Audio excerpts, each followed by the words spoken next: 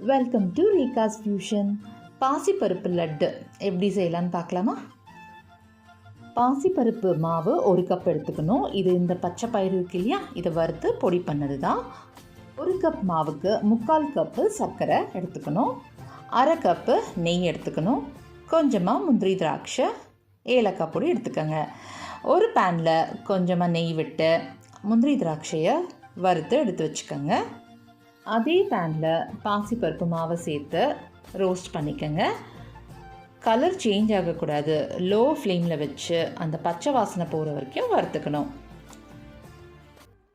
சர்க்கரையை சேர்த்து நல்லா கலந்து விட்டுக்கலாம்.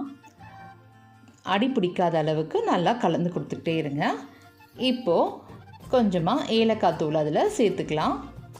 அதையும் மிக்ஸ் பண்ணி விட்டுட்டு எடுத்து வச்சுருக்கோம் இல்லையா, நெய்யை கொஞ்சம் கொஞ்சமாக சேர்த்துக்கணும். ஒரே அடியாக சேர்க்கக்கூடாது, கொஞ்சம் கொஞ்சமாக சேர்த்து மிக்ஸ் பண்ணி கொடுக்கணும். இப்போது சர்க்கரை இலகி மாவோடு சேர்ந்து இந்த மாதிரி ஸ்டேஜ்க்கு வரும்.